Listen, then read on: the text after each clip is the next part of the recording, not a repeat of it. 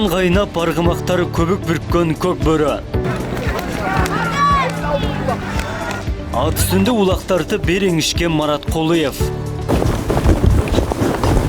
Şu adam менен ат келишсе эле чал жеңил болот, улак чыгат да. Күлүк таптап атанын мурасын сактап келе жаткан кыргыз жигиттери.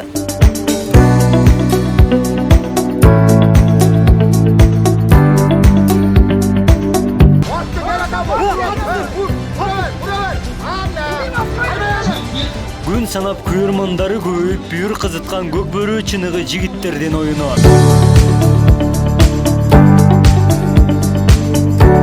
Аргымакты мыкты багып, ийгиликке жетип келе жаткан Марат мырза.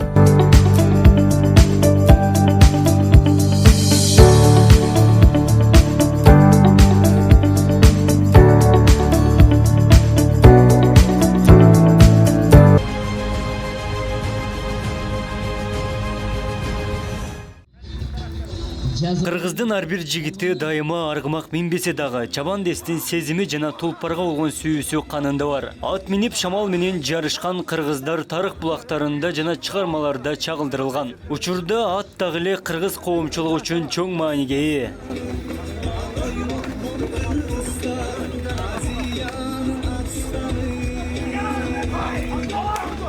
Соңку мезгилдерде көк бөрө оюну жаштар арасында өзгөчө популярдуулукка жетти. Тулпар таптап улак тарткан Марат Кулуев Өзгөн районунун Тоолу Көлдүк айылында жашайт. Бала кезинен ат үстүндө чоңоюп, көк бөрөнү атасынан калган мурас катары баалайт. Марат мырза өлкө намысын коргоп, аргымак менен белдүү командаларда көк бөрө ойноп келүүдө.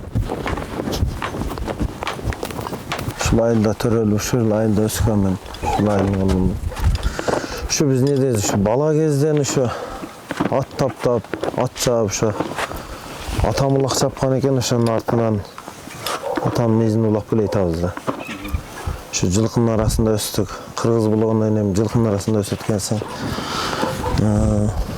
Ушу ийгиликтерге жетиштик аттын айынан. Ат таптап, ат карап жаман болгон жерибиз жок. Жакшылык, калаң жакшылыкты ийгиликтерге жетиштик. Достукта ойногон чоң командалардан достукка чейин барып чапканбыз. Анан бир жерде айылда командаларга алып чыгып, бүкөлөрүбүз чаптырып жүрөбүз азыр. Көйлө Өзгөн ушу районунда биринчилерди алып жүрөбүз эми. Ошто алып жүрөбүз областтарда. Анан бүкөлөрүбүз ушу Бишкекке чейин чапкан, өзүм да чаап келгем. Атары ушу аттын үстүндө жүрүп эреңишиштим. Эреңиш боюнча мен аябай эле көп ийгиликтерге жетиштим. Эреңиш боюнча мастер алгам, көп ийгиликтерге жетишип, медалдарды алып, Кыргызстан 3 жолук чемпион болдум. 90-да анан официалдыкта кийин вес кошкондой.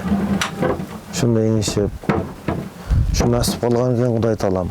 Ошо эңиштин айынан Арабияга чейин барып келдик да. Ошого жолдомер оюнга жөнөттү ошо. Ошо аттын айынан Арабияга барып, ойноп келген күндөр болду. Аттын үстүнөн жаман жери болгон жок да, жакшылык да. Бизде эми Кыргызда эч ким улакты колдобой койбосо керек, баары колдоп келет. Кыргыздын канында бар. Жылдан жылга аябай өнүгүп баратат оюндар. Жакшы оюндар. Колдон келсе дагы жашарсак деген оюндар бар. Ушундай да оюн аябай жакшы. Кыргыздын эли өркүндөп, элдер мисалы Паталайыл деп жакшы улактарды берип атат. Жылдан жылга оюндар күчөп баратат. Жакшы оюндар өтүп атат. Мына азыр көрдүңөр, бизде да бүгүнкү күндө эле оюн өтүп атат ошол жерде. Жакшы оюндар өтүп атат.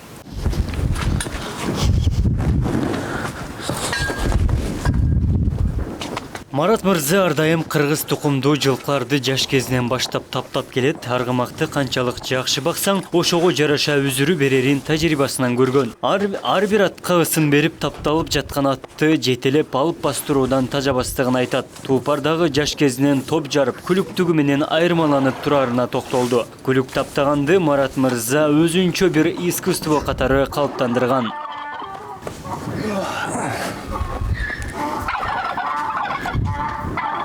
Кара куш деп коебуз ушу. Аз жаш пока, 4 жашта. Мындан да чоң аттарыбыз бар эле, ушуну таптап чаап атабыз да. Жакшы ат аябай жакшы чыкты. Ошо алганбыз өзүбүз да бир агаман алгам. Ağaman alıp tap böyle özüm çağıp geleydim. Şu aman. Şu öspürümdерди кармайбыз. Atты жакшы карасаң, жакшы ийгиликтерге жетесиң да. Буну деле сыйлап, мисалы, балаңдай кара дейт го. Таптап карап, ошол мээнетиң айтат да караган мээнетиң. Бул менен ушу машинелер болду.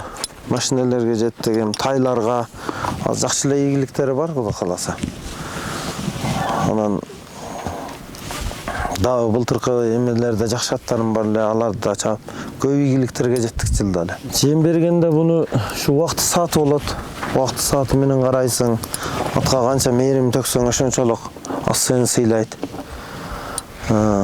Саар ушу таң аткандан баштап карайсың, таң атканда чөп саласың, суусун бересиң, жемин карайсың. Канчалык жакшы карасаң, бул сени сыйлайт да. Ат адам канаты дейт го. Азыр ушул момент ушуларды анан өспүрүмдү чоңоюп келет ат Кудай бурса. Өспүрүмдерде дагы өспүрүмдөрүбүз бар. Ушулар таптап чаап, айыл жеринде ушу ата бабабыздын салтын колдонуп атабыз. Ушу төрөлгөндө бир эле ат үстүндөбүз. Ат жолунда эле ойноп келет азыр. Көчөлөгү булар эми ортого жакшы барат да. Ортого жакшы барат. Bizde kamsınıptaydı şu yağı jakşı, özgeçeligi. Negizi аттын мындай баш этеги бирдей топ жарганы да, жүгүргөнү да болсо анан балага келишип экөө бири-бирине түшүш керек да. Экөө бири-бирине келишпесе, ол улак ала албайт, ол чаба албайт да. Анан ар кимдин ошо издеп бир жакшы көргөн атын табасың, ошону карайсың. Ошо адам менен ат келишсе эле чал жеңил болот, улак чыгат да. Ошондон өзгөлөнөт эми. Велеге барса топқа барып турса эле. Бул тайыбыз азыр. Мында таптап эми келечекте жакшы ат болот деген үмүтүбүз бар. Азыр 2,5 жаш, 3 жаш болуп атат уже. Ушу жакшы аттын өзүм чабып жүргөн аттын баласы. Жакшы үмүттөнөбүз ушундан бир нерсе чыгат депчи. Ошо кыргыз жылкыдан негизи жакшы жылкылар чыгат да. Биздики өзүрө ошо тоого, шартка көнгөн пишик болот булар аябай. Анан ошондон үмүтүбүз бар. Башка өлкөгө эми Өзбекстанга өтүп келгенбиз, андан бөлөк өлкөлөргө чыга элекпиз. Ушу Кыргызстан арал, полный Кыргызстандын ичин араладык толугу менен. Көл, нарын бардыгына бардык, эми 5-5 боюнча бардык. Аламан бизде Ош Жалал-абадта эле да основной чоң улактар. Анан ушул жерде чабабыз Ош Жалал-абадта. Булар 5-5'lik эмес, Аламандыкы. 5-5'ин аттары күлүк болот эми алар. Ичкерак күлүк болот. Алар биздин мына топ жыйындарга түшпөйт да. Булар түшөт. Биздин өзүнүн шартка ылайык. Алар күлүк тандаса, биз баягындай додону жарып кирген ат тандайбыз да. Экөөнү эмесе экөөлөк кылып алат. 5-5'ке деле таптаган аттарыбыз бар эми. Азыр пока Аламан ушулар да. Өзүбүздүн өзгөнүн куршабында бир жакшы улактар болуп, ошол жерде Нивага таштап алгам. Жакшы улак болуп. Пешенемген бир Нива буйруган экен, ошол жерде таштадык. Анан бир үст жактан, жалпак таш жактан Шагым деген жерде бир досум берип аерде. Бир карышкыр, бир тайга салдык. Ягуар деген атым бар эле. Ал кичине сырголоп калды азыр. Толкун деген атым бар эле, аябай чоң. Ошолор менен таштап алгам. Негизи ат баасы келсе сатылып кетет эми, баасы келсе. Анан негизи андай үмүт жок, өзүбүздө баягы чабабыз деген мына жүрөгүбүздө эме бар да. Чаап бир үмүттөн жакшы байгелерге жетебиз. Элдиниге мындай өзүңдүн эмең да, кумарың. Буларды чаап жетишсең жакшы да. Анан сатып берем деген эле баягындай баккан эмебиз жок, ар дайым улакка таптайбыз да биз. Улакка таптап, кичине сайып келип, ушу атаман үйрөнүп калган экенбиз. Ушу атам жолдо улак чаап келе атабыз.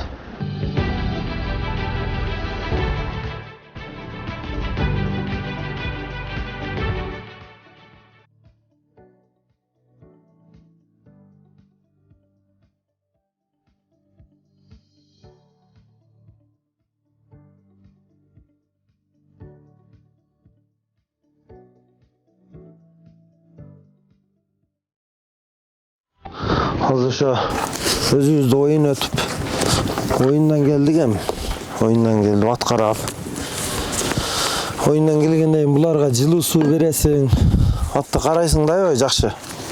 Карабасаң булар да оор сырголоп калышы мүмкүн. Ошо жакшы адамдай эле карайсың, мындай эле спортсмендей. Спортсмен кандай жүрсө ошондой. Булар деле тоого бастырып, тренировка кылдырасың. Антпесең булар да ошо кадимки эле шаарлык балдардай болуп калат, бастырбасаң, кызмат кылдырбасаң. Аны ошо мээнет кылабыз, кичине мээнети бар. Мээнетке ылайык үзүрүн көрөбүз.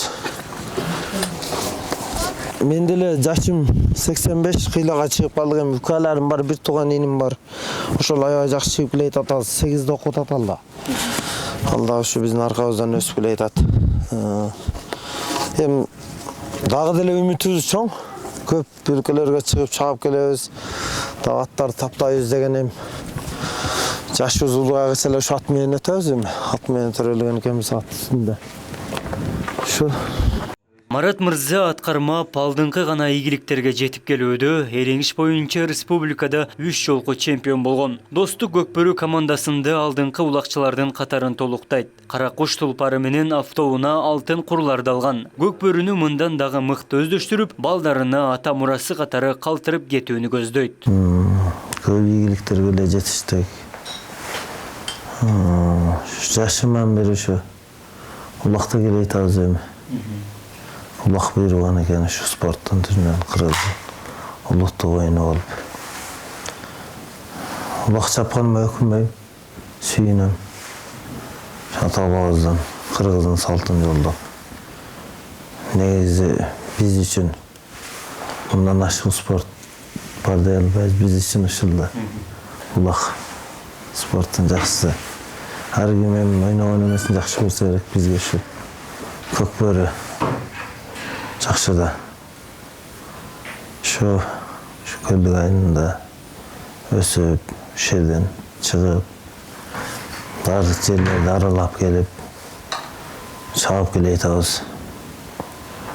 Көлдүк айылында көп улакчылар чыккан. Ошолордун жолун жолдоп, бизден кийинки инилерибиз чыгып атат. Ошо Темирбай Пайбек дагы ошол эле сборныйда ойноп келген була. Өзүбүздүн колдон чыккан, ошо өзүбүз тарбиялап, инимди өстүрүп, бизден кийинкилер ошол. Аны өзүм да ошо достук командасында чаап, башында 2 жыл чаап келгем. Основной биз ошо Ош чергесинде аламан улакты көп тартабыз. Аламан улак биз үчүн кызык, жакшы оюндарда. Балам улакчы болсо экен деп тилейбиз. Ошо өзүбүз тартып, бизден да күчтүү улакчы болсо экен деп. Андан кийин башка спорттарга барса, биринчи улакты чыртка койсо дейбиз да. Эми анан биздин балдар улак чаппай калса кызык эле болуп калса керек да ойнойм. Барган сайын ошо азайып кетип аткан жокпу же? Жок, бизде ошо барган сайын Кудай кааласа иним чаап келет, баарыбыздан ошо атам чаап келген. Барган сайын жакшылап баратат, Кудай кааласа кайта алдыга өтсүндөп. Азыр спорт Көкбөрү күчөп атат, ал сайын кызыгуулар көбөйүп атат. Ат таптамай.